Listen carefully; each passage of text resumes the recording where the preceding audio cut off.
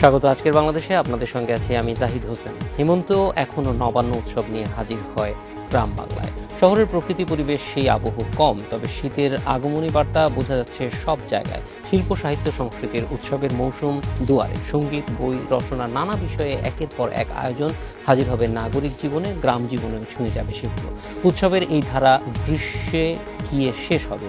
সবকিছুরই প্রস্তুতি পর্ব এখন চলছে। এসব নিয়ে আজকের আলোচনা উৎসব 12টা।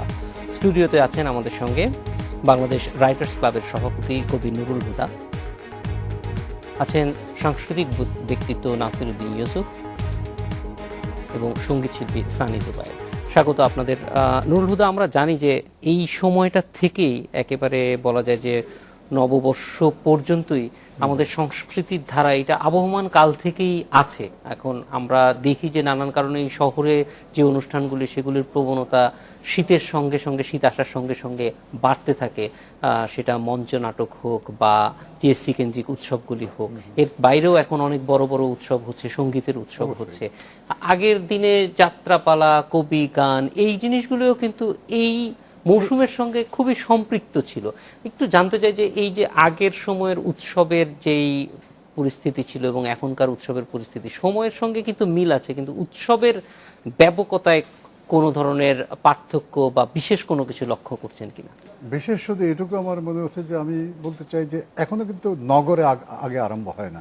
যেমন আমি বাস্তব অভিজ্ঞতা থেকে বলি, 2 মাস আগে আমি বগুড়ায় একটা সম্মেলন করে এসেছি। আগামী কালকে সকালবেলা আমাকে যেতে হবে চাঁদপুরে, তার আগে পল্লীকবি জসীমউদ্দিনের বাড়িতে একটা অনুষ্ঠান। অর্থাৎ শুরু হয়েছিল মেলা দিয়ে। ওই যে শীতকাল যখন আসে, যখন শুষ্ক মৌসুম আসে, মানুষের আনন্দ উদযাপনের, নবান্ন আপনি যে বললেন এই উদযাপনের সময় যখন আসে, তখন তারা ওই হাটের আশেপাশে আরেকটা হাট বসাতে চায়, মেলা। সেই মেলা থেকে সব কিছু শুরু হয়েছে। ফলে ঢাকা শহরে কিংবা চট্টগ্রাম শহরে আমাদের নাগরিক ইয়েতে যে লেখক সম্মেলনগুলো হবে, যে ধরনের কর্মকাণ্ড হবে, তা তো হবেই, কিন্তু তার আগেই সারা বাংলাদেশ জুড়ে আমি বলবো একটা লৌকিক মেলা শুরু হয়ে গেছে। ফলে এখন নাসিরউদ্দিন ইউসুফ আছে, তিনি খুব ভালো করে জানেন। আগে কিন্তু আমাদের যা কিছু শুরু হয়েছিল যাত্রা দিয়ে। ওই যাত্রা মানে সারা রাত ধরে আমরা তাই শুনেছি। আমি কক্সবাজারের যাকে বলি দরিয়ানগর, সেখানকার লোক আমি দেখেছি, রমেশশীল, ফণী বড়ুয়া সারা রাতে তারা কিন্তু পালা করছে। এটা কবিতাও বলতে পারি, এটা মেলাও বলতে পারি। এই একটা কি বলবো, বহুরৈখিক সামষ্টিক একটা উৎসব থেকেই আমাদের যাত্রা শুরু হয়েছে। আর এখন তো নভেম্বর এসছে, নভেম্বর আসার সঙ্গে সঙ্গে আমাদের বিজয়ের মাস আসবে। তার আগে আমাদের সমস্ত প্রস্তুতি শুরু হয়ে গেছে। আমরা বাংলাদেশ রাইটার্স ক্লাব, আমরা জানুয়ারি, ডিসেম্বর 1 তারিখ থেকে 6 তারিখ পর্যন্ত আমরা আন্তর্জাতিক লেখক সম্মেলন আজকেই ঘোষণা করে দিয়েছি। এবং তারপর তার শুরু হবে দরিয়ানগর কবিতা মেলা। মাঝখানে নভেম্বরে আমরা দেখেছি গত কয়েক বছর ধরে হে ফেস্টিভ্যাল হচ্ছিল। এটা আমরা কেউ কেউ এটাকে হে শব্দটার প্রতিবাদ করেছিলাম। এবার দেখতে পাচ্ছি আমাদের প্রতিবাদের ফল হয়েছে। এরা তারা ঢাকা ইন্টারন্যাশনাল ফেস্টিভ্যাল করছে। তারপর দেখা যাবে যে পুরো ডিসেম্বর ধরে এক ধরনের মেলা চলবে। আর আমরা বাংলাদেশ রাইটার্স ক্লাব থেকে 31শে ডিসেম্বরকে লেখক দিবস ঘোষণা করেছি। শান্তির পৃথিবী চাই, সৃষ্টিশীলতার বিকাশ চাই, এই হলো আমাদের স্লোগান। এবার এরা এই স্লোগানটা নিয়ে কলকাতায় রামকৃষ্ণ মিশনে একটা শান্তি সম্মেলন হচ্ছে লেখকদের, আমরা সেখানেও যাব। তো আমি যেটা বলতে চাই, এই যে উৎসব একেবারে গ্রামের আঙ্গিনা থেকে আরম্ভ করে বাংলা একাডেমির চত্বর পর্যন্ত, শাহবাগ থেকে শুরু করে বলা যেতে পারে আমাদের পদ্মা নদীর তীর পর্যন্ত এটা বিস্তৃত হয়ে আছে। এটা অবশ্যই খুবই ভালো, এবং একসঙ্গে এই যে নানান ধরনের উৎসব যে হচ্ছে সেটা খুবই আশা জাগানিয়া। নাসিরউদ্দিন ইউসুফ, আপনার কাছে একটু আসবো যে বিশেষ করে এই সময়টাকে কেন্দ্র করে আমরা সাধারণভাবে যেটা দেখি, যেটা গ্রামেরও চিত্র যা, শহরেরও চিত্র যা, এই সময় একটা বাড়তি প্রস্তুতি। আলাদাভাবে আপনার কাছে জানতে চাই যে গত বছরে আমরা দেখেছি যে নানান রাজনৈতিক কারণে কিন্তু জানুয়ারি থেকে একটা লম্বা সময় বলা যায় যে সাংস্কৃতিক কর্মকাণ্ডগুলি কিছু কিছু ক্ষেত্রে বাধাগ্রস্ত হয়েছে। যতটুকু প্রস্তুতি ছিল, কোনো কোনো নাটকের শেষ পর্যন্ত আর মঞ্চায়ন করা যায়নি। তো এই সব কিছুর কারণে বলা যায় যে এই বছর এই সময়টা আরেকটু বাড়তি জোর দিয়ে করার প্রবণতা আছে, এবং আমরা দেখতে পাচ্ছি যে প্রস্তুতিটা প্রায় সব ক্ষেত্রেই আছে।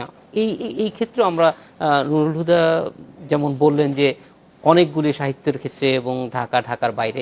আপনাদের কাছ থেকেও জানতে চাই যে মানে মঞ্চ এবং মঞ্চের বাইরে কি ধরনের প্রস্তুতি নেওয়া হচ্ছে এই উৎসবটাকে প্রথমত হচ্ছে একটা কথা বলবো যে খুবই সুন্দর একটি বিষয়ের জন্য যে আসলে বাঙালি তো উৎসব প্রিয় একটি জাতি এবং আনন্দ করতে ভালোবাসে। যখন 7 কোটি মানুষ দেশ স্বাধীন করে তখন কিন্তু আমরা ঠিক মতে দুবেলা অন্ন জোগাড় করাই কঠিন ছিল। এখন 16 কোটি মানুষের দেশে অন্ন আছে, তো বাঙালি তো এগোচ্ছে সব দিক থেকে, সো আনন্দটা বেশি করতে চায়। কিন্তু গত বছরের ঘটনাটা বা তার 2-1 বছর আগে থেকে যে ঘটনাটা ঘটেছে কয়েকবার, সেটি যশোরে উদীচী বোমা হামলা অথবা ছায়ানটের বোমা হামলা থেকে শুরু করে আমরা দেখতে পাবো যে একটা মৌলবাদের উত্থানের কারণে এই দেশে সংস্কৃতি চর্চা অথবা বলতে পারি স্বাভাবিক জীবনযাপনের যে স্পেসটা হয়, বর্গটা হয়, সেটা সংকুচিত হয়েছে। এটি একটা বড় সংকট। কিন্তু গত বছরের আমি মনে করি যে সরকারের অবস্থানের কারণে আমরা সেই একটি এবং জনগণের সমর্থনে সেটি কাটিয়ে উঠতে পেরেছি আপাতত দৃষ্টিতে।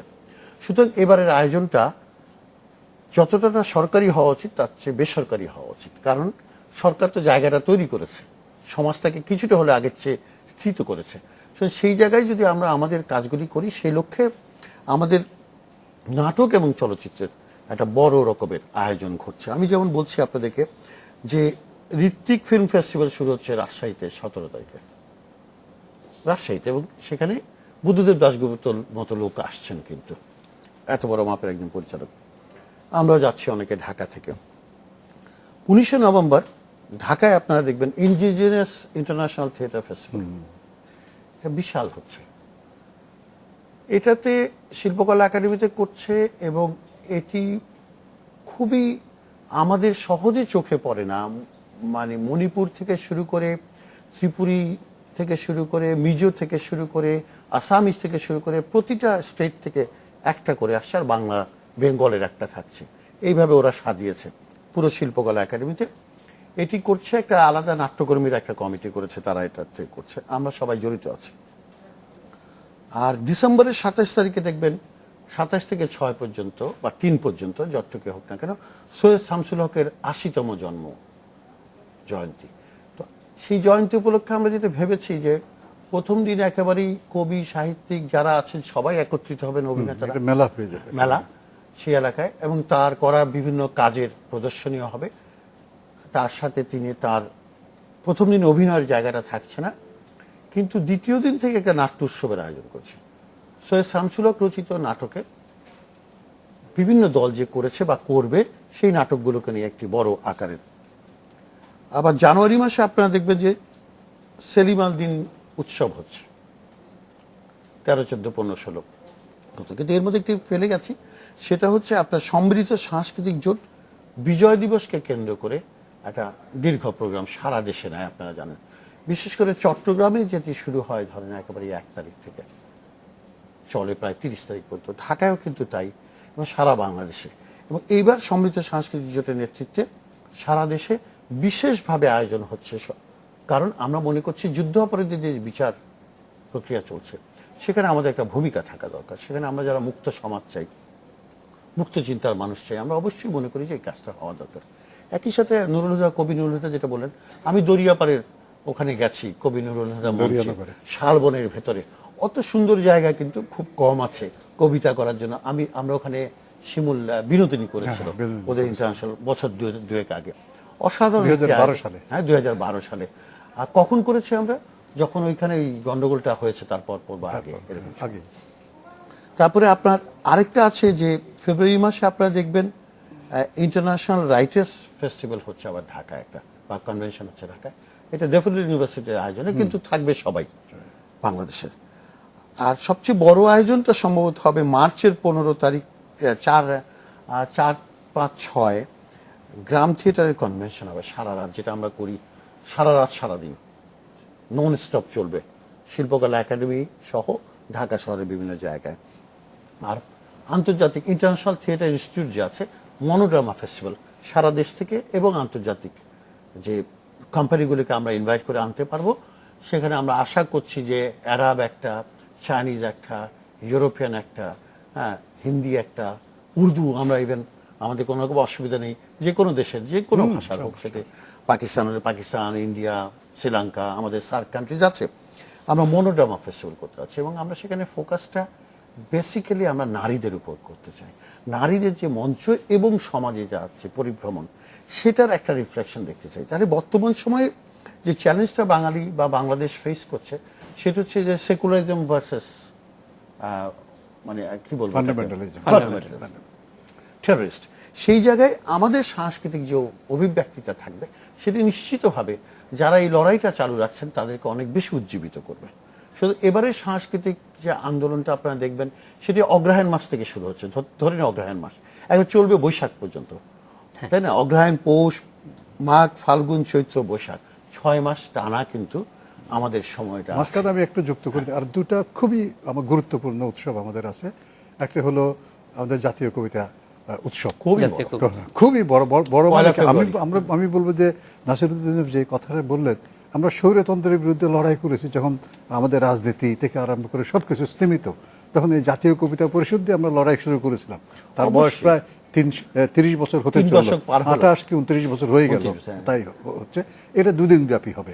আগে এই জাতীয় কবিতা পরিষদের ভূমিকা ছিল শুধুমাত্র বাংলাদেশকে সংগঠিত করা, তারপর আস্তে আস্তে বাইরের দেশের লোক আসতে শুরু করলো, কবিরা আসতে শুরু করলো। গতবার কিন্তু বিশাল একটা পার্টিসিপেশন হয়েছিল। আমরা এবার আশা করছি সারা পৃথিবীর বিভিন্ন অঞ্চল থেকে, সব মহাদেশ থেকে এই কবিরা আসবে। এবং এবার কি আমরা বলি, তারপর আবার একটা ব্যাপার আছে, এর পাশাপাশি বাংলা একাডেমির সে বইমেলা, বইমেলা এই কিন্তু বইমেলা পুরো মাসটাই যেমন উৎসবের। আমাদেরকে মনে রাখতে হবে যে জাতীয় কবিতা পরিষদের যে আন্দোলন, সেটার মধ্য দিয়ে স্বৈরাচার বিরোধী যে একটি বেগবান হলো আমাদের আন্দোলন, ছাত্র আন্দোলনটা রাজনৈতিক আন্দোলনে রূপান্তরিত হলো। সে তখন শামসুর রহমান, কবির চৌধুরী, ফয়েজ আহমেদ, 3 জন প্রয়াত কিন্তু, তিনজন এদের মতো ব্যক্তিত্বরা তখন কিন্তু সাথে ছিল আমাদের একটা। আজকেও কিন্তু তরুণ প্রজন্মের কবি মোহাম্মদ সামাদ সভাপতি, তাই না? এবং একেবারে আমাদের তরুণ, তারিক সুজাত তরুণ, সাধারণ সম্পাদক, সম্পাদক। এর আগে হাইবুল্লাহ সিরা ছিল। তো এরা প্রত্যেকেই জড়িত এবং হুদা তো খুব গভীরভাবে জড়িত। আমার কথা হচ্ছে কবিদের যে ভূমিকা, আর বাঙালি তো কবির জাতি, এটা কোনো সঙ্গে আর সঙ্গীত আমার পাশে বসেই আছে সানি জুবায়ের। হ্যাঁ, আমি মনে ওর সাথে কথা বলা ভালো আছে। হ্যাঁ, আমরা সানির কাছে যাব। সানি, আমরা জানি গত কয়েক বছর যাবত বিশেষ করে নানান ক্ষেত্রে সুফি মিউজিক ফেস্ট হয়েছে, উচ্চাঙ্গ সঙ্গীতের বড় আসর চলছে, হয়েছে। মানে ভীষণ এটা বড়। বলা যায় যে এত মানুষ রাত জেগে উচ্চাঙ্গ সঙ্গীত দেখতে এসেছে, সেটাই প্রথমে বিস্ময়কর, আর সঙ্গীত তো ছুঁয়েই গেছে। তো এই জিনিসগুলি নিয়ে আপনাদের বিশেষ করে সঙ্গীতের ক্ষেত্রে কি কি আয়োজন থাকছে এবং প্রস্তুতি কেমন? আপনার কাছে আসবো একটা বিরতির পরে, আপনার বক্তব্য জানতে চাই। আজকের বাংলাদেশে নিচ্ছে একটা বিরতির পর ফিরে এলাম আজকের বাংলাদেশে। সানি জুবায়ের, জানতে চাই যে সঙ্গীতের ক্ষেত্রে কি ধরনের প্রস্তুতি চলছে এইবার? এবার আমি ইন্টারন্যাশনাল এক্সপোজারের দিকে যাই। দুটো ইন্টারন্যাশনাল মানে লেভেলের প্রোগ্রাম হচ্ছে, যেটা একটা হচ্ছে জ্যাজ ওরিয়েন্টেড, যেখানে বিশ্বের অন্যতম শ্রেষ্ঠ গিটারিস্ট এবং মিউজিক ডিরেক্টর বলেন এবং কম্পোজার বলেন জন ম্যাকলফলিন, উনি তার ব্যান্ড নিয়ে আসছেন। সেই ব্যান্ডটির নাম হচ্ছে জন ম্যাকলফলিন অ্যান্ড দি 4 ডাইমেনশন। এখানে আমরা তার কাছ থেকে জ্যাজ শুনবো, ব্লুজ শুনবো, এই ধরনের মিউজিক শুনবো আমরা তার কাছ থেকে। তো এটা বাংলাদেশের জন্য নতুন বিষয়টা। আমাদের দেশ থেকে সম্ভবত আয়ুব বাচ্চু তাদের সঙ্গে জয়েন করবেন। তো এই এক্সপোজারগুলো আসলে আমাদের দেশে খুব প্রয়োজন, কারণ আমাদের দেশে আমরা ওয়েস্টার্ন মিউজিক সম্পর্কে আসলে আমাদের ধারণা একেবারেই খুবই সীমিত, এবং আমরা নিশ্চয়ই চাইবো না পিছিয়ে থাকতে চাই, তাই না? হ্যাঁ, মানে মূলধারার ওয়েস্টার্ন মিউজিক সম্পর্কে আমাদের এক ধরনের ইয়ে থেকে যাচ্ছে, দূরত্ব থেকে যাচ্ছে। সেই দূরত্বটা যত শীঘ্র কমে আসবে তত, যেমন আমি তো মনে করি যে দেশে একটা সিম্ফনি অর্কেস্ট্রা নেই, সেই দেশ এখনো সভ্যই হয়নি। এটা আমার সঙ্গীতের প্রেক্ষাপট থেকে। ওয়েস্টার্ন ক্লাসিক্যালের কথা বলছি। ওয়েস্টার্ন ক্লাসিক্যালে আমাদের এক্সপোজার কম। হ্যাঁ, একেবারেই। তো যেমন আমাদের জাতীয় সঙ্গীতটা আমাদের নিজস্ব মিউজিশিয়ানস দিয়ে আমরা বাজাতে পারি না এখনো, আমাদের একটা বড় দুর্বলতা, এবং এই দুর্বলতাটা কিন্তু খুব শীঘ্র কাটতে হবে। তার মানে কি, আমাদের মানে কেন আমরা বিদেশি দিদি আমাদের ন্যাশনাল অ্যানথেম বাজাবো? আমাদের অ্যানথেম আমাদের মিউজিশিয়ানসরা একদিন বাজাবে, এবং সেই শুরুটা কিন্তু এখন থেকেই, মানে আমি আগে এর একবার এসেছিলাম এখানে, তখনই বলে গিয়েছিলাম যে এটা আরো অনেক আগে শুরু হওয়ার কথা ছিল, কি কারণে হয় না আমি জানি না, আমাদের থেকে আপনারা বয়োজ্যেষ্ঠ, না না আমি অনেক ছোট, বাট আমি আমার কোয়েশ্চেনের জায়গাটা থেকে বলতে পারি যে কেন শুরু হয়নি। তো এটা যদি শুরু হতো, প্রশ্নটা যখন এসেছে তখন উত্তরটাও আসলে পেয়ে হ্যাঁ, যাবো যে কেন শুরু হয় নাই। হ্যাঁ। নিশ্চয়ই দ্রুতই আপনারাই এই উত্তরটা নিয়েই আসবেন। জি, এবং দ্বিতীয়ত জন ম্যাকলফলিন কিন্তু খুবই মাল্টি ডাইমেনশনাল একজন মিউজিশিয়ান। উনি বহু আগে থেকেই ইন্ডিয়ান মিউজিক, ইন্ডিয়ান ক্লাসিক্যাল মিউজিকের উপরে তার আকর্ষণ ছিল, এবং জ্যাজের সঙ্গে ইন্ডিয়ান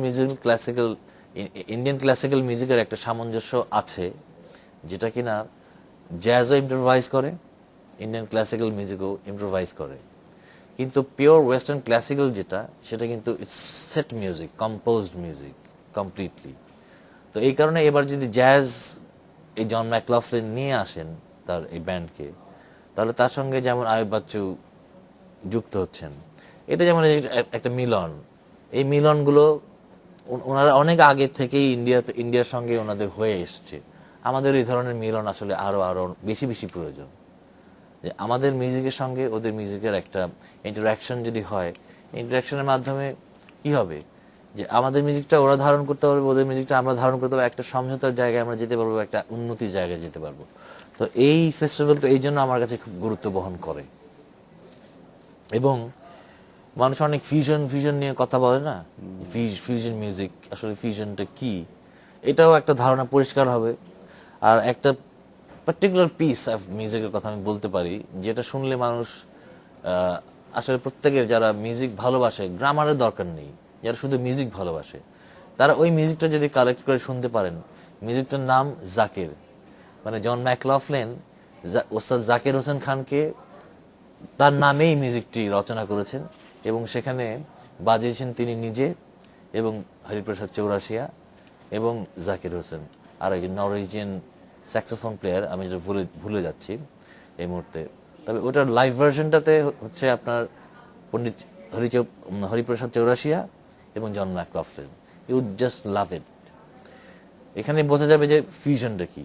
তো এবার এনারা যেহেতু আসছেন, সেহেতু ফিউশনের একটা স্বাদ আমাদের একটা এখানকার স্বাদ আমরা পাবো, ইয়ারা পাবো। নতুন, মানে এটা আমাদের কাছে নিউ হবে।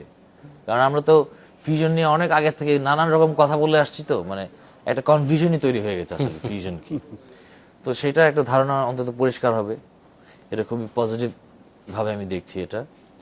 আরেকটা হচ্ছে তো বেঙ্গল যেটা করছে, সেখানে সেটা 29, 30, 31, 1 ডিসেম্বর জানুয়ারি, হ্যাঁ ডিসেম্বর জানুয়ারি রাতব্যাপী যেটা হয়, সেটা তো আমরা ইতিমধ্যে সবাই জেনেই গেছি যে অন অ্যান এভারেজ 30 to 35,000 লোক সেখানে যাচ্ছেন। এবং সেখানে এবার কিন্তু গত 3 বছর আনতে পারেননি জাকির হোসেনকে, জাকির হোসেন কিন্তু এবার আসছেন, ওস্তাদ জাকির হোসেন, এবং আরও অনেকেই আসছেন। তো উনি একজন প্রধান আইকন মিউজিশিয়ান এবার আসছেন তবলায়। তো এই যে রাতব্যাপী আমরা রাগ রাগিনী এবং বিভিন্ন যন্ত্রে এবং কণ্ঠে এবং পারকাশন ইনস্ট্রুমেন্টে আমরা এই যে শোনার অভিজ্ঞতাটা হচ্ছে, আমাদের ইয়াং জেনারেশন যাচ্ছে। আচ্ছা, একটা শ্রেণী আছে তারা যাচ্ছে এমনি, তারা যাবার জন্য যাচ্ছে, সেটা কথা আমি বাদ দিলাম।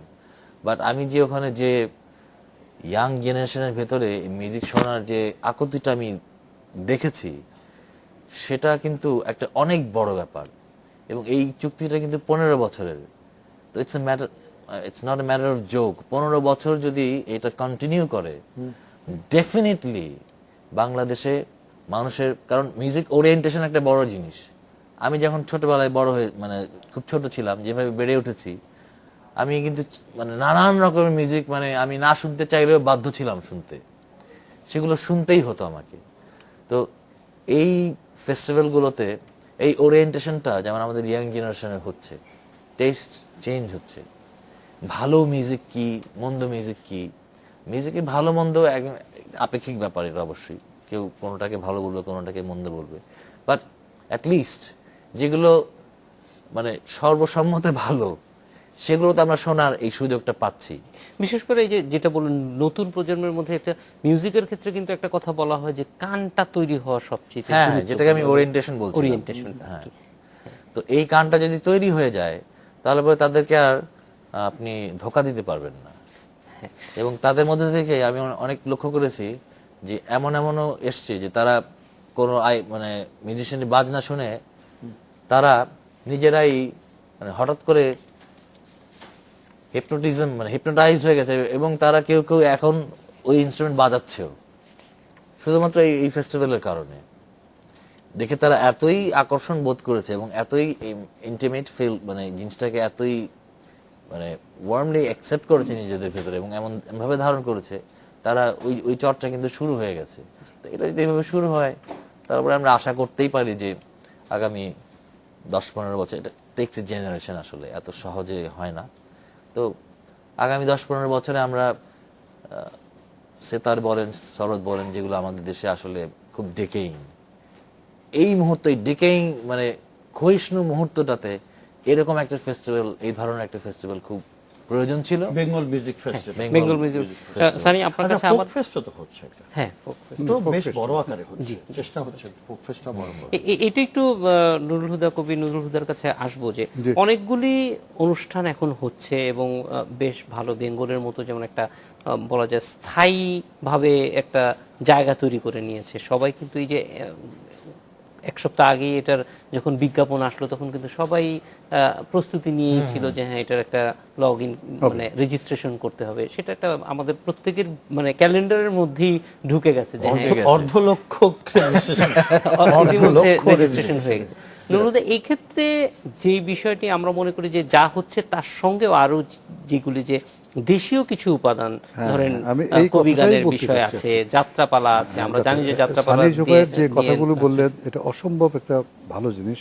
আমরা যদি পৃথিবীকে একটা গ্লোবাল ভিলেজ হিসেবে ধরি, মাল্টি কালচারালিজমের কথা যদি বলি, আমরা যদি ইন্টারটেক্সুয়ালিটি সাহিত্যের কথা বলি, তাহলে পৃথিবী এত ছোট হয়ে গেছে, বিশেষ করে ইন্টারনেটের কারণে যে কোনো মুহূর্তে যে কোনো জায়গার কথা শুনতে পারি, সুর শুনতে পারি, যে কোনো মনের সঙ্গে আমি যোগাযোগ করতে পারি। আগে পায়রা উড়ে যেত, তারপর ডাক খড়খড়া চলে যেত, এখন কিন্তু কেউ যায় না, আমার টোকাই সঙ্গে সঙ্গে সারা পৃথিবীর সঙ্গে যোগাযোগ করে দেয়। ফলে এখন পৃথিবীকে টেলিফোনে টেলিফোন টাকা দিলে এখন তো ইন্টারাকশন হবেই। ধরা যাক স্যাট মিউজিক কোথাও আছে, সেটা যেমন থাকবে, সেই স্যাট মিউজিককে ভিত্তি করে আবার আমরা বলবো যে এখান থেকে মডিফাইড মিউজিক হয়ে আসবে, যার সঙ্গে আপনার ফিউশন কথাও বলেন। পাশাপাশি আমি আরেকটা কথা বলবো, এর পাশাপাশি সত্যিকার অর্থে প্রতিটি সৃষ্টিশীলতা, বিশেষ করে আমরা যে ফোক সৃষ্টির কথা বলি, ফোকের কিন্তু একটা আছে, আইপি রাইটস আছে, ইন্টেলেকচুয়াল প্রপার্টি রাইট আছে। আমরা বলি ইউনিকনেস অফ এভরিথিং, যে বাউলের যেমন একটা ইউনিকনেস আছে, আমাদের ভাটিয়ালির যেমন ইউনিকনেস আছে। এই ইউনিকনেসকে না করেই, আমরা বলি মিউটিলেশন না করেই, এটাকে নষ্ট না করেই আমাদেরকে যদি ফিউশন করতে হবে। আমি লক্ষ্য করেছি বাংলাদেশের যারা জাজের কথা বলবো না, যারা যন্ত্রসঙ্গীতকে ব্যবহার করে, এই ইয়েকে ব্যবহার করে, লালন সঙ্গীতকে ব্যবহার করে, কিংবা ভাটিয়ালিকে ব্যবহার করে, বা আমাদের ফোক সঙ্গীতকে ব্যবহার করে, তারা ক্ষেত্র বিশেষে এই মিউজিকের ইউনিকনেসটাকে, অপূর্বতাকে, আমরা যাকে মৌলিকতা বলি, এটাকে একটু ডিফর্ম করে ফেলে। এটা কতটা করা যায় এটাও একটু দেখার বিষয়। হ্যাঁ, একটা তাই না? একটা বিশেষ এই জিনিস অবশ্যই লক্ষ্য রাখতে হবে। এবছর লালন উৎসবেও কিন্তু এই প্রশ্ন উঠেছে বড়ভাবেই এসেছে। আমি নিজে কিন্তু আইপি রাইটস নিয়ে কাজ করি, আমি ওয়াইপুর কিন্তু বাংলাদেশের আমি কনসালটেন্ট, এই জন্যই বলছি। ওয়াইপু কিন্তু যতগুলো ফোক মিউজিক আছে সারা পৃথিবীতে, সেই ফোক মিউজিককে তার অনন্যতাকে ধরে রাখার জন্য কালচারাল ডাইভার্সিটি কনভেনশনে একটা ক্লজ আছে। সেই ক্লজটা হচ্ছে, যদি কোনো আমি মিক্সিং করতে চাই, তাহলে ওই যে যিনি সুরস্রষ্টা, যিনি বাণীর স্রষ্টা, তার কাছ থেকে বা তার যারা এই মালিক যারা অনুসারী যারা আছে, তাদের ঘরানার কাছ থেকে মোটামুটি একটা পারমিশন নিতে হবে। আমি একটা ইন্টারেস্টিং এক্সাম্পল দিতে পারি। জি সানি, আমরা একটা বিরতিতে যাব, বিরতির পরে এসে এটা নিয়ে আরেকটু আলোচনা করব, কারণ এই ইন্টেলেকচুয়াল প্রপার্টি রাইটটা নিয়ে আমার মনে হয় যে আমাদের আন্ডারস্ট্যান্ডিং লেভেলেও এখনো ঘাটতি আছে, এবং সেটা আসলে আমরা বিভিন্ন সময় দেখেছি, সেটা আলোচনা অবশ্যই একটা বিরতির পরে। আমরা প্রায়র ইনফর্ম কনসেন্ট তো জানি না বলতে গেলে। আজকের বাংলাদেশে যাচ্ছে আরেকটি বিরতির পর ফিরে এলাম আজকের বাংলাদেশে। নাসিরুদ্দিন ইউসুফ, আপনার কাছে আবার চলে যেতে চাই। যে বিষয়গুলি আছে, আমরা জানি যে আপনি যাত্রা নিয়ে কাজ করছেন। এই সময়টা তো যাত্রা, এবং যাত্রা নানা কারণেই কিন্তু আমরা দেখেছি গত কয়েক দশকে বেশ একটা ঝুঁকির মধ্যে আছে, চাপের মধ্যে আছে, এবং যাত্রার শিল্প এবং এটা বলা যায় যে নানান কারণে, মানে মূল শিল্পের যে জায়গাটা সেটার বাইরে অন্য কিছু নিয়েই আলোচনা বেশি হচ্ছে। কিন্তু এটা তো আসলে আমাদের সংস্কৃতির একটা বড় সম্পদ। এটাকে আসলে মানে বলা যায় যে এটা যাতে ওই রকম একটা জায়গায় না যেতে পারে, এটা কারণ লৌকিক যে অনুষ্ঠানগুলি আছে এবং এখনো পর্যন্ত যথেষ্ট জনপ্রিয়, কিন্তু নানান কারণে আমরা একটু জানতে চাই যে এটাকে রিস্টোর করার জন্য কি ধরনের উদ্যোগ? এটা বর্তমান সরকার কিছু পদক্ষেপ নিয়েছে। যেমন আমি বলি, যাত্রা কিন্তু কয়েক বছর আপনি যদি এখনো দেখেন, এখনো যাত্রার অবস্থা খুব খারাপ সামাজিকভাবে। এটা কেন জানি নানা কারণ, এটা কারণগুলি আছে, আপনারা জানেন যে মানে ধর্মীয় উন্মাদনার কারণে এই ধরনের যে কোনো ফর্ম, যাত্রা কেন, পালাও কিন্তু কমে গেছে। পালাগান তো লাগেই, পালাগান তো ইজ এ মাস্ট আর কি, মানে রুরাল লাইফে, কিন্তু সেই পালাও দেখবেন কমে গেছে। এমনকি আমি আপনাকে বলি, মুহররমের যে মরসিয়া হয়, মানে যমুনার চরগুলোকে ঘিরে, এটাও কিন্তু কমে গেছে। আমি খুব দুঃখজনক ঘটনা। রমেশ্বরের কথা বললো, ওনার ওখানে কেন্দ্র করে যেই পরিমাণ গান হয়েছে সেগুলো এখন আর এক্সিস্ট করে না। কিন্তু এটা তো করতে হবে, এটা সরকারের দায়িত্ব, আমাদেরও দায়িত্ব। এখন ফোক না থাকলে তো ক্লাসিক্যাল থাকবে না। এই প্রসঙ্গটাই আমি বলতে চাচ্ছিলাম। এই দুটা না থাকলে আবার আধুনিকতা থাকবে না। ঘটনাটা কিন্তু এরকম, শুরু তো ফোক দিয়ে নেট করা। হ্যাঁ, আমার মনে হয় যে এই জন্য আমাদের সরকার যে কাজগুলো করার চেষ্টা করে আরেকটু সুচিন্তিতভাবে করা উচিত। মাত্র শুরু করেছে। 70 দশকে কিন্তু যাত্রা খুব ভালো অবস্থা ছিল। 60-এর দশকের আন্দোলন কিন্তু, আমরা যে আজকে জাতীয়তাবাদী আন্দোলন এবং বাংলাদেশের স্বাধীনতার কথা বলি, যাত্রার একটা বিরাট ভূমিকা আছে। গ্রামে গ্রামে যাত্রা হয়েছে, নবাব সিরাজউদ্দৌলা, গ্রামে গ্রামে যাত্রা হয়েছে কিন্তু, এবং শত শত শো হয়েছে, হাজার হাজার শো হয়েছে, লক্ষ লক্ষ মানুষ অবাক হয়ে দেখেছে। আমাদের আগের জেনারেশনে তো নবাব সিরাজউদ্দৌলা যে করে নাই তারে দিয়ে অভিনয় হবে না। এটা যাত্রায় কিন্তু খুব জনপ্রিয়, এবং অনেক জনপ্রিয় আছে। মধুসূদনও খুব জনপ্রিয়, জানোয়ারও খুব জনপ্রিয়, কিন্তু সবচেয়ে জনপ্রিয় ছিল 60 এবং 70 দশকে হচ্ছে কারণ রাজনৈতিক আন্দোলনে তখন বঙ্গবন্ধু দাঁড়িয়ে গেছেন। সিরাজউদ্দৌলার সেই আর্তনাদ এবং সেই ভাষণের সাথে বঙ্গবন্ধুর ক্যারেক্টারটাকে দেখছে, মিলে যায়। এই যে জায়গা থেকে আবিষ্কার করার জায়গা, আপনি দেখেন একটা যে কালচার যে কত বড় একটি ভূমিকা পালন করতে পারে এটি রাজনৈতিক সিদ্ধান্তের জন্য, সেটা কিন্তু আমরা দেখেছি। এবং সেটা চলচ্চিত্র আপনারা দেখেছেন যে নওয়াব সিরাজউদ্দৌলা চলচ্চিত্রটি আহামরি কোনো চলচ্চিত্র নয়, কিন্তু এটা সবচেয়ে জনপ্রিয় চলচ্চিত্র সেই সময়কার, সেটা একটা ভূমিকা পালন করছে। সুতরাং যাত্রাটা পরবর্তী পর্যায়ে আস্তে আস্তে, এক হচ্ছে টেলিভিশনের আগ্রাসন, আমাদের যাত্রা মানে মানুষকে এন্টারটেনমেন্টের জায়গায় নিয়ে গেছে, কিন্তু যাত্রার যে একটা সামাজিক ভূমিকা আছে সেটা আমরা ভুলে গেছি। সেইটা সরকারের তরফ থেকে নেওয়া হয়নি, প্রশাসনের তরফ থেকে নেওয়া হয়নি। পুলিশ এবং জেলা প্রশাসন বা উপজেলা প্রশাসন বা থানা প্রশাসন সঠিক ব্যবহারটা যাত্রা দলগুলির সাথে করে নাই। যাত্রাকে নিয়ে যে ব্যবসা হয়েছে সেটা এত কমার্শিয়ালাইজেশন হয়েছে যে যাত্রা সেখানে সেটা বাধা দিতে বাধ্য হয়েছে, এরকমও ঘটনা ঘটেছে। নারীদেরকে নিয়ে নানা রকম সংকট তৈরি হয়েছে যাত্রায়, সেটা একটা সামাজিকভাবে প্রতিরোধের সম্মুখীন হয়েছে। আর সর্বোপরি একটি ধর্মীয় উন্মাদনা দেশে তৈরি হয়েছিল 80-র দশক থেকে, সেটা বেসিক্যালি আপনার আমাদের যাত্রা শিল্পকে এবং অন্যান্য মাধ্যমগুলোকে, ফোক মোটিভের যেগুলি আছে সেগুলোকে ধ্বংস করা। আপনাকে একটা জিনিস বলি, আমরা টেলিভিশনে একটা অভিজ্ঞতার কথা বলি, বিভিন্ন জায়গার অভিজ্ঞতার কথা বলি। টিপ পরে মেয়েরা গান গাইতে পারেনি 75-এর 15 আগস্টের পরে, বন্ধ করে দিয়েছে। টিপ হিন্দুয়ানি এটা কোত্থেকে পেলো, কেমন করে পেলো, এই শব্দগুলো আসলো কোত্থেকে, এই বিরোধিতা আসলো কোত্থেকে, এগুলো কিন্তু একটা সামাজিক ব্যাখ্যা দরকার আছে, ঐতিহাসিক ব্যাখ্যা আছে। এটা যাই হোক, এই জায়গায় বর্তমানে আমরা দেখতে পাচ্ছি যাত্রা উন্নয়ন কমিটি হয়েছে। হ্যাঁ, এটাই যাত্রা উন্নয়ন কমিটি সরকারিভাবে সংস্কৃতি মন্ত্রণালয়ের অধীনে হয়েছে, শিল্পকলার কাছে আছে। আমি, মামুনুর রশিদ সহ আরো অনেকে এটার সাথে জড়িত আছে। এবং যাত্রার আমরা এখন রেজিস্ট্রেশন দিচ্ছি, কিন্তু সেই রেজিস্ট্রেশনে খুব একটা বাধা নেই, শুধু কোয়ালিটিটা দেখে আমরা বলছি আপনারা করা, এনকারেজ করছি। এবার 50-এর বেশি যাত্রা দল 5টাতে নেমে আসছিল, এবার কিন্তু আমরা দিচ্ছি। এবং আমরা সরকার থেকে একটা অনুরোধ করা হচ্ছে, জেলা প্রশাসনগুলোকে নির্দেশ যাচ্ছে যে আপনারা যাত্রা করার জন্য ফ্যাসিলিটি দেবেন। এবং সেই যাত্রাগুলো যদি প্রথম দিককার যাত্রাগুলো এন্টারটেনমেন্টের সাথে সাথে যদি আমরা সামাজিক সচেতনতা, রাজনৈতিক সচেতনতার জায়গাটা রাখতে পারি, তাহলে যাত্রা আগের মহিমায় ফিরে যেতে পারে। এবং যাত্রার খুবই জরুরি বিষয় হচ্ছে সঙ্গীত। অভিনয়ের পাশাপাশি তার তো নিজস্ব একটা স্টাইল আছে, অসাধারণ একটি স্টাইল আছে তার, কিন্তু এবং একটা সুর দিয়ে সুর বাঁধা দেখা থাকে। উচ্চগ্রামে সে বলে কারণ মানুষের কাছে পৌঁছাবার জন্য। আমরা একটু আগে আলাপ করছিলাম যে আমরা মানে আপনার জার্মান এবং আপনার ভিয়েনা টিয়েনা ঘিরে যে কালচারটা খুব তৈরি হয়েছিল সেটা আমরা একটু আগে আলাপ করছিলাম। অপেরা অপেরা অপেরা শুনে আমরা অনেকে হাসি, যে যে জানে না, কিন্তু অপেরা দেখার জন্য শত শত মানুষ রাতের পর রাত এবং এটারও কিন্তু হিস্টোরিক্যাল ব্যাকগ্রাউন্ড এরকমই যে ইটালিতে হ্যাঁ, জি, অপেরা ইটালি, যেখানে জি। হয় সেখানে কিন্তু এই যাত্রার মতোই এরকম গোল একটা মঞ্চ ছিল, তার চারিদিকে ঘিরে লোকজন অ্যাম্ফি থিয়েটারের মতো। অ্যাম্ফিথিয়েটার এক্স্যাক্টলি অ্যাম্ফিথিয়েটার Amphitheater, বলেছে ওটাই amphitheater। চারিদিকে দেখতো। এবং সেটার ফিনেস রূপটা হচ্ছে এখন এই যে অপেরা, এখন অপেরা, হ্যাঁ। তো এখন মনে হচ্ছে যাত্রা যে উচ্চ গ্রামে তার ভালোবাসার কথা বলছে, সেখানেও কিন্তু মডুলেশন আছে, অসাধারণভাবে মডুলেশন আছে ভালো যাত্রায়। আমরা সেই জায়গাগুলোকে একটা স্কুলিং করে যদি কোনো জায়গায় আবার ফিরে যেতে পারি, এবং সেই ফিরে যাব না, আমরা যে এগোতে পারি। এখানে অনেক ভালো যাত্রা শিল্পী এখনো আছেন যারা ট্রেনিংগুলি দেবেন। শিল্পকলা একাডেমি এবং সরকার আমার মনে হয় যদি এইসব ব্যাপারে একটু ট্রেনিংয়ের ব্যাপারে একটা স্কুলিংয়ের একটা জায়গা দরকার আছে। শিল্পকলার প্রচুর রিহার্সেল রুম আছে, সেখানে 2টা রিহার্সেল রুম ব্যবহার হতে পারে সারা বছর যাত্রার জন্য। বা যে বিভিন্ন আলাগান জেলাগুলিতে আমি যে আপনাকে বলি facility গুলি আছে। মনসামঙ্গলের যে পারফরমেন্স অথবা আমাদের রংজারি যেটাকে আমরা বলি হাসান হোসেনের কারবালাকে নিয়ে যে জারিটা হয়, এক একটা জায়গায় কিন্তু এক এক রকম, প্রত্যেকটা জেলা কিন্তু একরকম না। মানে হাসান হোসেন নিজেদের এবং মতো করে adapt করে এজিদের চরিত্রগুলো কিন্তু স্থানভেদে পরিবর্তন হয়, মর্শিয়াগুলো কিন্তু স্থানভেদে সুর অনুযায়ী চলে। কিন্তু মজার ব্যাপার হচ্ছে কাহিনী একটা, প্রকাশ ভিন্ন রকম।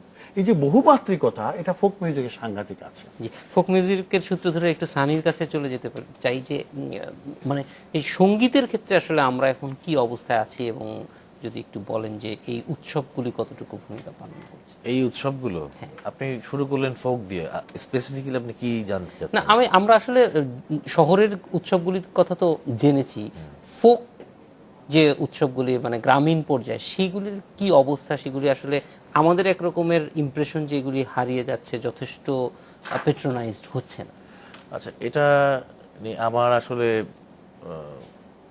জানার মধ্যে খুব পরিসরটা নেই আসলে। আমি এটা নিয়ে আপনাকে কারেক্ট ইনফরমেশন দিতে পারবো না, কেন যেটা আপনাকে দিতে পারবো এবং যেটা আমি আসলে বলতে চেয়েছিলামও, সেটা হচ্ছে আজকে যে ক্লাসিক্যাল ফর্ম, সেই ফর্মটা কিন্তু এসছে ফোক থেকে, এবং এটা প্রতিটি দেশে। আমি যদি আরো স্পেসিফিক্যালি আপনাকে বলি, তাহলে হাঙ্গেরিয়ান কম্পোজার বেলা বার্টক উনি কি করেছিলেন, উনি সেই আমলে ওনার যে রেকর্ডার ছিল, উনি রেকর্ডার নিয়ে ইউরোপের বিভিন্ন দেশে বিভিন্ন জায়গায় ঘুরে বেরিয়েছেন, শুধুমাত্র কালেক্ট করে আর্কাইভ তৈরি করেছেন।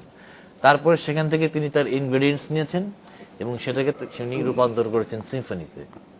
তাহলে কি হলো, মূল তো উনি কালেক্ট করেছেন ফোক, সেটাকে আর্কাইভ করেছেন, আর্কাইভ করে সেখান থেকে সুরগুলো নিয়েছেন, সেই সুরগুলো বেছে নিয়ে যেগুলো ওনার ভালো লেগেছে সেগুলো দিয়ে উনি, ওই আর্কাইভ কিন্তু এখনো আছে। এবং রাশিয়ান ফোক থেকে রাশিয়ান সিম্ফনিগুলো হয়েছে, বেথোভেনের প্যাস্টোরাল 6 যেটা সিম্ফনি শোনেন, সম্পূর্ণ প্রকৃতি এবং ফোকের উপর নির্ভর করে তৈরি। আপনার ঝড়, সেই ঝড়ের ব্যাপার ওখানে আছে, প্রকৃতিতে যেমন বিভিন্ন বিষয়গুলো আছে, মানে সবই আসলে একদম ফোক থেকে নেওয়া। তো যে কারণে আমাদের দেশেও আমি আরেকটা উদাহরণ দিতে পারি, যেমন আমার মনে হয় 60% ফোক একটা রাগ আছে, রাগ ঝিনঝটি, সেই ঝিনঝটির উপর কিন্তু বেস করা। অথবা আপনি উল্টোভাবে বলতে পারেন যে ওই ফোক থেকে, ফোকের সুরটা নিয়েই পলিশ করে রাগ ঝিনঝটি হয়েছে। আমি একটু সাহায্য করি। আমাদের জাতীয় সঙ্গীত আমার সোনার বাংলা, রবীন্দ্রসঙ্গীত হিসেবে পরিচিত গগন হরকারা। গগন হরকারের হ্যাঁ, আমি কোথায় গেলে পাবো তারে আমার মনের মানুষ। আচ্ছা, এইটা রবীন্দ্রনাথ শোনার পর রবীন্দ্রনাথ এটা কবিগুরু লিখলেন, তার মতো করে লিখে মিউজিকটাকে পরিশীলিত করে করলেন। এখন আমাদের জাতীয় এটি তো মধ্যবিত্তের একটি রুচির কাছাকাছি রবীন্দ্রনাথ নিয়ে আসলেন, কিন্তু এই সঙ্গীতের সুরটা তো শতবর্ষ ধরে গ্রাম এলাকায় ছিল। আমরা আরেকটি বিরতিতে যাচ্ছি, ফিরে এসে আর কথা হবে। আজকের বাংলাদেশে যাচ্ছে আর বিরতির পর ফিরে এলাম আজকের বাংলাদেশে। সানি, আপনার কাছে আবার ফিরে আসবো যে এই যে উৎসবগুলি হচ্ছে, আমরা জানি এগুলির অনেক পজিটিভ ইম্প্যাক্ট তো আছে, কিন্তু এগুলি করতে গিয়ে কোনো ধরনের চ্যালেঞ্জের মুখে পড়তে হচ্ছে কিনা আপনারা যারা এটার সঙ্গে থাকছেন? আসলে আমি তো পার্টিকুলারলি কোনো কিছুর সঙ্গে এভাবে জড়িত নই, তবে যতটুকু জানি চ্যালেঞ্জের মুখে তো পড়তে হচ্ছেই, অবশ্যই। কারণ এত বড় উৎসব আয়োজন করা এটা অবশ্যই একটা বিরাট চ্যালেঞ্জের বিষয়। এখানে সিকিউরিটির ব্যাপার আছে, সিকিউরিটি থেকে শুরু করে নানান রকমের বিষয় আছে।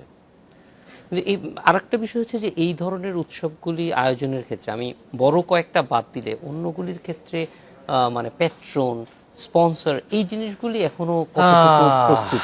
আপনি একটা একটা মূল জায়গায় এসেছেন। এই পেট্রন যে পাওয়া কি মুশকিল আপনি ধারণাই করতে পারবেন না। মানে আমি আপনাকে বলি, আমি তো রয়্যাল কলেজে পড়েছি স্টকহোমে, তারা মানে তাদের স্টুডেন্টসরা দে ওয়ার ভ্যাকসিনেটেড, মানে আসার জন্য প্লেনে উঠবে।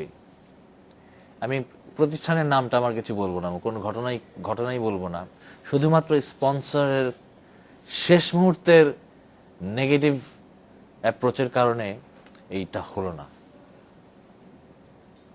নাহলে কিন্তু বাংলাদেশ অলরেডি, এখনো তো বাংলাদেশ এক্সপিরিয়েন্সই করেনি একটা সিম্ফনির আওয়াজ আসলে কেমন, তাই না? ওটা কিন্তু হয়ে যেত। মানে এখানে বড় ধরনের চ্যালেঞ্জই আছে এবং এখানে অনেক দূর আমি যেতে আপনাকে হবে। বলি, এই জি, যে এতগুলি ইউসুফ ভাই। ফেস্টিভ্যাল হয়, ধরেন এবারও বলছি যে ঋত্বিক ফেস্টিভ্যাল, জাতীয় কবিতা উৎসব, indigenous theatre festival, Shamsul Haq festival, Selim Al Deen festival, international writers, মানে সারা রাত ধরেন মনোড্রামা বা সারা রাত নাট্যোৎসব, পুটিয়া লোকনাট্য উৎসব, এই যে এতগুলো উৎসবের কথা বলছি যেগুলো আমরা জানি, এর বাইরে আরো শত উৎসব হচ্ছে। আপনি স্পন্সরকে আমাকে বলেন, এবং আপনি পুলিশ সহ, ডিসি সাহেব সহ, টিএনএ সহ এদের থেকে অনুমতি নেওয়ার, ডিসি সাহেব তো অনুমতি দেওয়ার জন্য আগ্রহী, তো ওই প্রসেসে যে একজনের নিতেই কিন্তু আমাদের মফস্বল এলাকায় যান বেরিয়ে যায়। প্লাস মানে আমি হয়তো পরিচিত, আমাকে হুদা পরিচিত, অসুবিধা হচ্ছে না, কিন্তু সত্যি কথা সাধারণ যে তরুণরা এগুলি সংগঠিত করে এরা কিন্তু প্রচুর বাধার সম্মুখীন হয়। আর হচ্ছে আমাদের ব্যাংকগুলো, আমাদের ব্যবসা প্রতিষ্ঠানগুলো একেবারেই এখন পর্যন্ত সংস্কৃতির কোনো শেয়ার অফ আর্ট নয় না, এবং তাতে করে এমনকি সিএসআর এর ক্ষেত্রেও commercial- যখন দেখছি তখন কিন্তু দেখছি যে খুবই বাজে অবস্থা। অনেক বেশি, হ্যাঁ, এখানে হয়তো একটা পার্টিকুলার গ্রুপ, একটা পার্টিকুলার এইজ, এটাই টার্গেট করা হচ্ছে এবং বারবার। সেটা আর কিছু, আপনাকে একটা কথা বলি, ওনারা টেলিভিশনে বিজ্ঞাপন দিচ্ছেন, পত্রিকায় বিজ্ঞাপন দিচ্ছেন, কিন্তু একটি পাবলিক ফাংশনে একজন সঙ্গীত শিল্পী গান গাইবেন ভালো, ক্লাসিক্যাল ধরেন, অথবা ফোকের একজন, বা একটি নাটক বা একটা আবৃত্তি উৎসব, এখানে দিচ্ছেন কিনা, দিতে গেলে আমার মনে হয় দিচ্ছেন না। মানে আমি যতটুকু জানি মাঠে থেকে 10% সাপোর্টেড না আমরা, আমি 10% 10 সেকেন্ডে একটা কথা বলি, সেটা হচ্ছে আরেকটা ধ্বংসের উৎস হচ্ছে এই যে সেলিব্রিটি শোগুলো হয় না, আমাদের কোনো মানে শেখানোর মতন যারা আছেন, মানে এদের তো ঠিক মতো গ্রুম করাও হয় না, এবং এরা বের হয়ে মনে করে কি ওভারনাইট স্টার হয়ে যাবে এরা, কিন্তু সঙ্গীতে যে বা কোনো শিল্পী যে কোনো শর্টকাট নাই এটা ওদের মাথায় ঢোকানো হয় না, এটা ঢোকানো উচিত, আদারওয়াইজ এই সেলিব্রিটি শোগুলো বন্ধ করা উচিত। নুরুল হুদা, আপনার কাছে আসবো, আমাদের খুব বেশি সময় নেই, যে এই ধরনের উৎসবটাকে সত্যিকারের সারা দেশের মানুষের মধ্যে ছড়িয়ে দেওয়ার ক্ষেত্রে যেটা আমরা সর্বশেষ আলোচনা করছি, যে যারা স্পন্সর, যাদের উপরে অনেকখানি নির্ভরশীল, তাদেরকে সম্পৃক্ত করতে ঠিক কি আছে, করা? রাজা রাজরা তো নাই, তো সেই বাদশারা নাই যারা সবাইকে পালন করবে। কাজেই আমি বলবো যে আইনের কথা, যে আমরা কপিরাইট আইনে একটা বিষয় জানি, সেটা হচ্ছে 3টা প্রোটেকশন আছে সব কিছুকে রক্ষা করার জন্য। এই প্রোটেকশন যদি কোনো একটা যদি লুপ্ত হয়, তাহলে আপনি যতই চেষ্টা করেন সহজে রক্ষা করা যাবে না। একটা হলো ইনসেন্টিভ প্রোটেকশন, যেমন বলা হয়েছে যাত্রা চলে গেছে, আমাদের আরও অনেক লোক সাংস্কৃতিক অভিব্যক্তি, ট্রেডিশনাল কালচারাল এক্সপ্রেশনস আমরা বলি, এগুলো হারিয়ে যাচ্ছে। এগুলোকে টিকিয়ে রাখতে হলে সরকারকে টিকিয়ে রাখার জন্য একটা ফান্ড তৈরি করতে হবে, ইনসেন্টিভ দিতে হবে, এবং পাশাপাশি এই যে ব্যাংক বলছি আর যারা আছে তাদেরকেও একটা কমার্শিয়াল কোনো কিছু চিন্তা না করে শুধু টিকিয়ে রাখার জন্য দেওয়ার জন্য একটা প্রোটেকশন তাকে দিতে হবে, ইনসেন্টিভ প্রোটেকশন। আবার তারা যে প্রোটেকশনগুলো সাধারণত দেয় সেগুলো হলো কমার্শিয়াল প্রোটেকশন, যে প্রোটেকশন দিলে তারও লাভ আছে, আবার যাদেরকে দেওয়া হচ্ছে তাদের লাভ আছে। এটা আমাদের কপিরাইট আইনে এটা অন্তর্ভুক্ত যদি করা হয়, তাহলে আমার মনে হয় আইনের কারণে কিছুটা ইমপ্লিমেন্টেশন হবে এবং সুফল। নুরুল হুদা, নাসিরুদ্দিন ইউসুফ বাচ্চু এবং সানি জুবায়ের, আপনাদের তিনজনকেই অনেক ধন্যবাদ আমাদের সঙ্গে যোগ দেওয়ার জন্য। এই ছিল আজকের বাংলাদেশে, দেখা হবে আগামী রোববার একই সময়ে। শুভরাত্রি।